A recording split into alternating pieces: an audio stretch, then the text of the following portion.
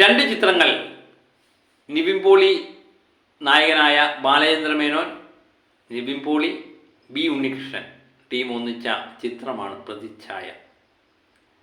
ഒരു മുഖ്യമന്ത്രിയുടെ കഥ പറഞ്ഞ ചിത്രം. എനിക്ക് സാമാന്യം ഭേദപ്പെട്ട കളക്ഷനൊക്കെയാണ് ഞാൻ പ്രതീക്ഷിച്ചത്. പ്രതീക്ഷിക്കാനേ മാത്രമല്ലേ പറ്റത്തുള്ളൂ. വളരെ നിരാശപ്പെടുത്തുന്ന പ്രകടനമാണ് ബോക്സ് ഓഫീസിൽ നിന്ന് ഈ ചിത്രം കാഴ്ചവെക്കുന്നത്. ആദ്യ ദിനം കേരളത്തിൽ നിന്ന് 1 കോടി തികയ്ക്കത്തില്ല എന്ന് ഏകദേശം ഉറപ്പാക്കിയിരിക്കുകയാണ്. ട്രാക്കിംഗ് കളക്ഷൻ വന്നപ്പം 48 ലക്ഷം മാത്രമേ ഈ ചിത്രം ആദ്യ ദിനം നേടിയിട്ടുള്ളൂ. വലിയ ഹൈപ്പിലെത്തിയ ചിത്രം, ഒരു മുടക്കുമുതലുള്ള ചിത്രം, ബി ഉണ്ണികൃഷ്ണൻ ടീമിൻ്റെ ചിത്രം, സർവമായയ്ക്ക് ശേഷം നിവിൻ പോളിയുടെ ഒരു മികച്ച ഒരു ചിത്രമായിട്ട് പേരെടുത്ത ചിത്രം അല്ലേ. അതിൻ്റെ ഇടയ്ക്ക് വേറൊരു ചിത്രം വന്നായിരുന്നു. അപ്പോൾ എല്ലാം കൊണ്ടും വലിയ ഹൈപ്പിൽ നിൽക്കുന്ന ഒരു ചിത്രമായിരുന്നു പ്രതിച്ഛായ. പക്ഷേ ആ ഹൈപ്പിനകത്ത് പ്രതിച്ഛായ ഉയർന്നില്ല എന്ന് തോന്നുന്നു. കളക്ഷൻ്റെ കാര്യത്തിൽ പ്രതിച്ഛായ ഉയർന്നിട്ടില്ല. 1 കോടി നേടുകയോ ഇല്ലയോ എന്നുള്ളത് നമുക്ക് കണ്ടറിയാം. ഏതായാലും 1 കോടി നേടത്തില്ല എന്ന് ഏകദേശം ഉറപ്പാണ്. ഒരു 70-80 ലക്ഷം റേഞ്ചിലേക്ക് ആദ്യ ദിനം ഇതിൻ്റെ കളക്ഷൻ നിൽക്കും. അപ്പം സർവമായ 150 കോടിയൊക്കെ കടന്ന ചിത്രത്തിന് ശേഷം നിവിൻ പോളിയുടെ ഒരു ചിത്രം ആദ്യ ദിവസം തന്നെ 80 ലക്ഷം എന്നൊക്കെ പറയുന്നത് അത്ര മികച്ച തുടക്കമല്ല, ഒരു മോശപ്പെട്ട തുടക്കമായിട്ടാണ് എനിക്ക് തോന്നുന്നത്. എനിക്ക് അതിലും വിഷമം എന്ന് പറയുന്നത്, ഈ ചിത്രത്തിൻ്റെ റിവ്യൂ കണ്ടപ്പോഴും ചെയ്തപ്പോഴും ഞാൻ പടം കണ്ടപ്പോഴും എനിക്കത് ആവറേജിന് മുകളിൽ നിൽക്കുന്ന ചിത്രമായിട്ടാണ് എനിക്ക് തോന്നിയത്. പ്രത്യേകിച്ച് പൊളിറ്റിക്കൽ ചിത്രങ്ങളൊക്കെ കാണുമ്പോൾ എനിക്ക് വല്ലാതെ ഇഷ്ടപ്പെടും. ഞാൻ അന്നേരം പറഞ്ഞിട്ടുണ്ട്, എല്ലാവർക്കും ഇഷ്ടപ്പെടണമെന്നില്ല. എൻ്റെ പ്രവചനം ഫലിച്ചു എന്നാണ് തോന്നുന്നത്. കാരണം എനിക്കിഷ്ടപ്പെട്ടെങ്കിലും മറ്റുള്ളവർക്കൊന്നും ഈ ചിത്രം അങ്ങോട്ട് ഇഷ്ടപ്പെട്ടിട്ടില്ല. ഒരു തള്ളിക്കയറ്റം കാണുന്നില്ല. നമ്മുടെ വാക്ക് പൊന്നാകട്ടെ. കാരണം വരും ദിവസങ്ങളിൽ ഇതൊരു വമ്പൻ ഹിറ്റിലേക്ക് നീങ്ങട്ടെ. പറഞ്ഞ് എല്ലാവരും ഒരു ഹിറ്റിലേക്ക് നീങ്ങട്ടെ എന്ന് ആത്മാർത്ഥമായിട്ട് ആഗ്രഹിക്കാം. എല്ലാ ചിത്രങ്ങളും വിജയിക്കണമല്ലോ.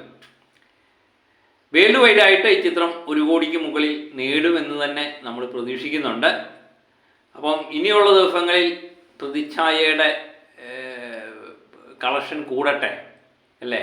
പിന്നെ ഞാനിപ്പോൾ ഒരു സമാധാനം എന്ന് പറയുന്നത്, ഈ പരീക്ഷാ സമയം ആയതുകൊണ്ട് ഇതിൻ്റെ കളക്ഷൻ കുറഞ്ഞതായിട്ടാണ് എനിക്ക് ഇപ്പം പറയാൻ പറ്റത്തുള്ളൂ. കാരണം നമ്മൾ നല്ലൊരു ചിത്രമെന്ന് പറഞ്ഞാൽ റിവ്യൂ ചെയ്ത ചിത്രത്തിന് കളക്ഷൻ കുറയുമ്പം നമുക്ക് മാനസികമായിട്ട് വിഷമം ഉണ്ടാവുകൂടി. അതിൻ്റെ അവസ്ഥ തന്നെയാണ് എനിക്ക്. പിന്നെ ആട് 3, ജയസൂര്യ നായകനായ ആട് 3, മിഥുൻ മാനുവൽ തോമസ് സംവിധാനം ചെയ്ത ആട് 3 102 കോടിയിലേക്ക് എത്തുന്നു എന്നുള്ള സന്തോഷകരമായ വാർത്തയുണ്ട്. ഇന്നലെ 101 കോടിയുടെ പോസ്റ്റർ അവരെയൊക്കെ നിർമ്മാതാക്കൾ അടിച്ചിറക്കിയായിരുന്നു. പക്ഷേ ഇന്നലെ 101 കോടി എത്തിയില്ല. 98 കോടി മാത്രമേ 7 ദിവസം കൊണ്ട് ചിത്രത്തിന് നേടാൻ പറ്റുള്ളൂ. പിന്നെ 1 മുഴം നീട്ടിയെറിഞ്ഞു എന്ന് കണക്കാക്കാൻ മതി. എല്ലാവരും അങ്ങനെയൊക്കെ തന്നെ.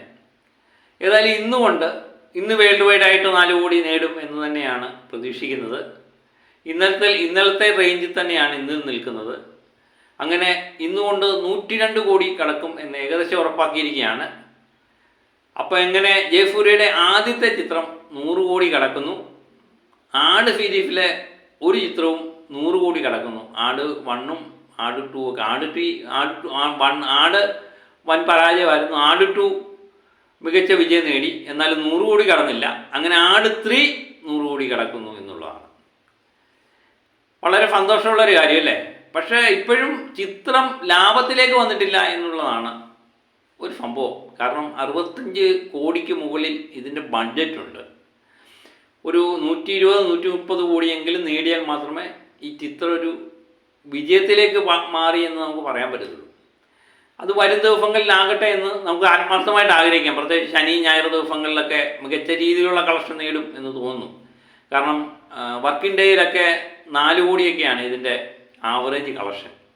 പ്രത്യേകിച്ച് പരീക്ഷാകാലത്തും ഈ ആവറേജ് കളക്ഷൻ 4 കോടിയിലൊക്കെ നിൽക്കുന്നത് ഒരു ശുഭസൂചന തന്നെയാണ്. കാരണം പരീക്ഷയൊക്കെ കഴിഞ്ഞ് ശനി ഞായറും ഒക്കെ ആകുമ്പോഴത്തേന് ഈ ചിത്രം 5-6 കോടി വേൾഡ് വൈഡായിട്ട് നേടും എന്ന് തന്നെയാണ് നമ്മൾ പ്രതീക്ഷിക്കുന്നത്. അങ്ങനെ അടുത്ത ആഴ്ച കൊണ്ട് 120 കടന്ന് 125 കോടിയൊക്കെ കടക്കുമെന്ന് 100% നമുക്ക് ഉറപ്പായിട്ട് പറയാൻ പറ്റും. ആട് 3 അങ്ങനെ ജയസൂര്യയുടെ ഒരു ചിത്രം 100 കോടി കടക്കുന്നു. വളരെ സന്തോഷമല്ലേ? പിന്നെ പ്രതിച്ഛായ എന്ന ചിത്രത്തിൻ്റെ ഈ ആവറേജ് പ്രകടനം ആട് 3ക്കൊരു നല്ല തുടക്കം, വീണ്ടും മികച്ച